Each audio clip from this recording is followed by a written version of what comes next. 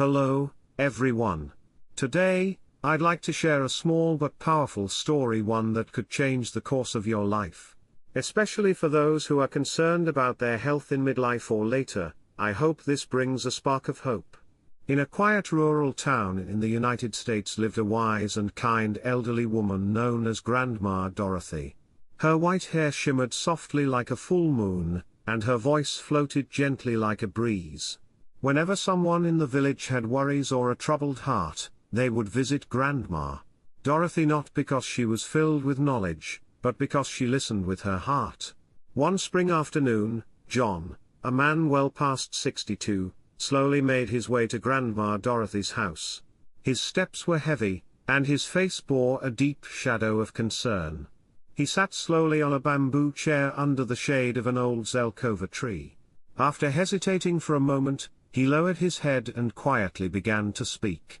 "Grandma, I'm embarrassed to say this, but lately, my body doesn't feel the same. Especially in my relationship with my wife. It's frustrating and I don't know where to begin." Grandma Dorothy smiled gently and looked at John with eyes full of depth. She spoke softly.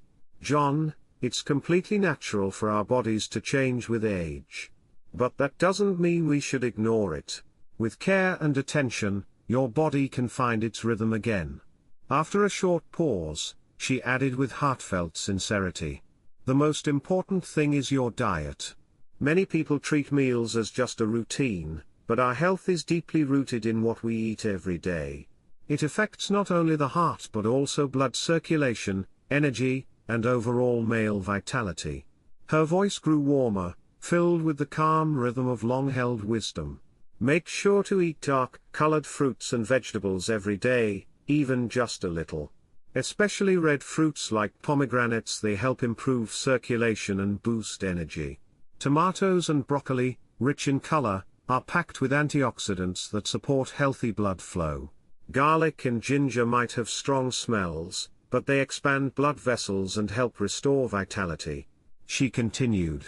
"Don't forget nuts like walnuts and almonds, and be sure to eat oily fish like mackerel and salmon. These fish are rich in omega fatty acids, which protect your heart and keep your blood vessels supple.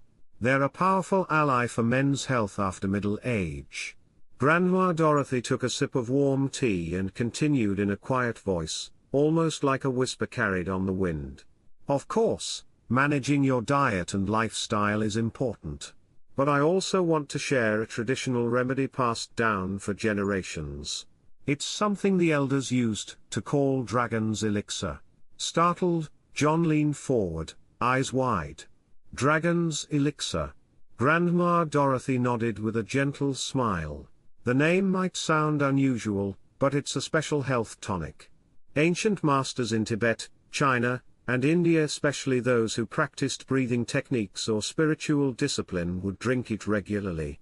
It's made with simple ingredients and best consumed on an empty stomach. If you drink a cup every morning, you'll feel warmth return to your body and your energy slowly awaken."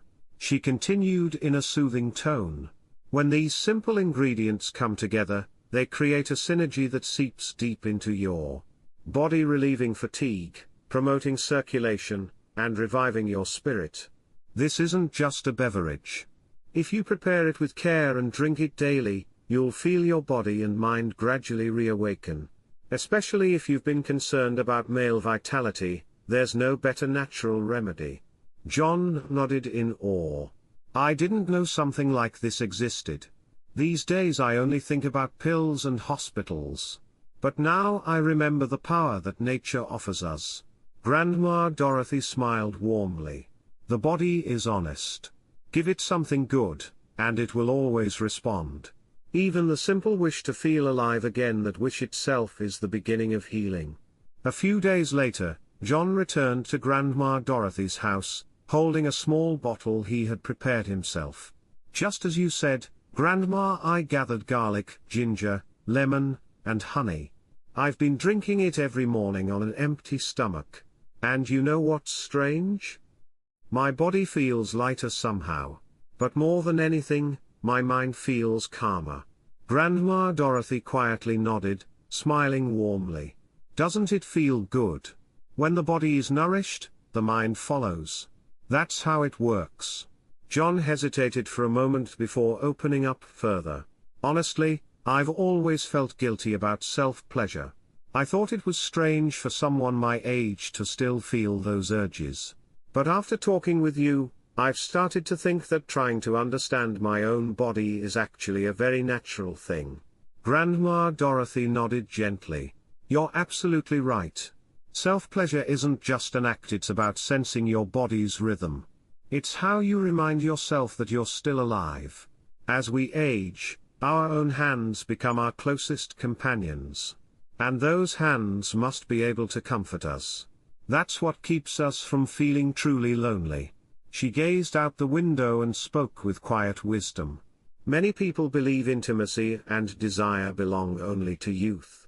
But in truth, the most meaningful forms of intimacy often come later in life. Desire isn't just instinct, it's a deep expression of our will to live. A strong, unwavering attachment to life itself. John nodded, visibly moved, his eyes glistening slightly with emotion. After listening to you, I realized how much I've been ignoring my own body.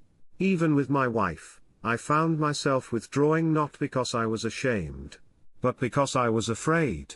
Grandma Dorothy took a sip of tea and responded with a gentle tone.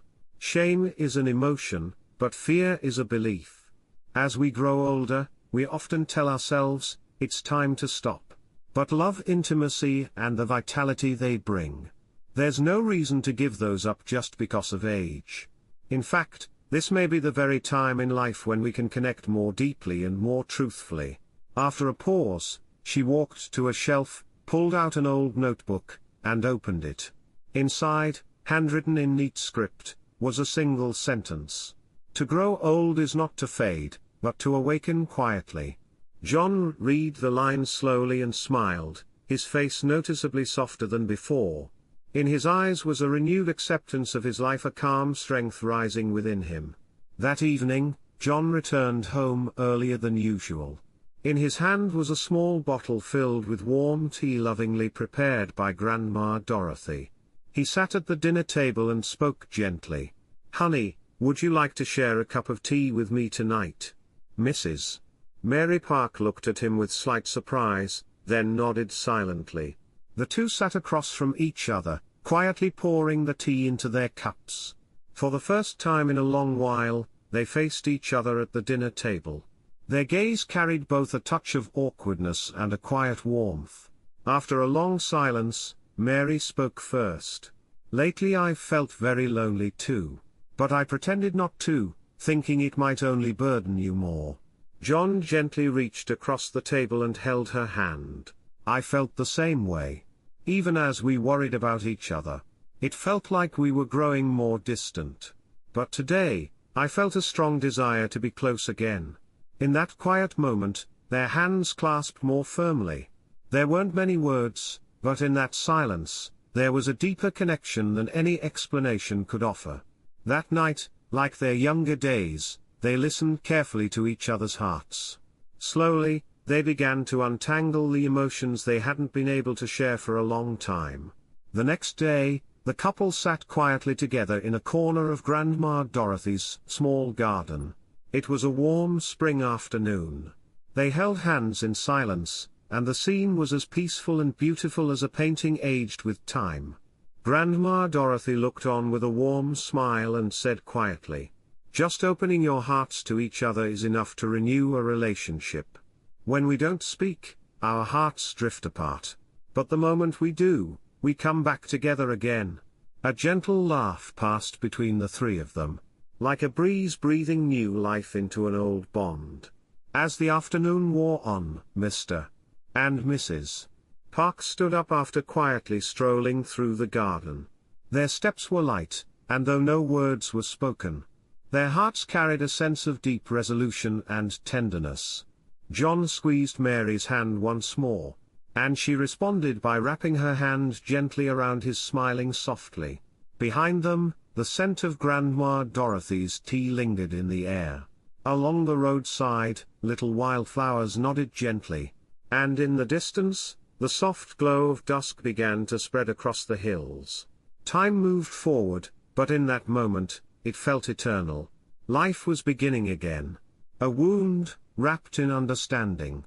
A silence, filled with compassion. And a renewed trust, blooming between two hands gently joined. Grandma Dorothy stood quietly in the yard, watching them walk away. Tears welled up in her eyes, not of sadness, but of peace and joy.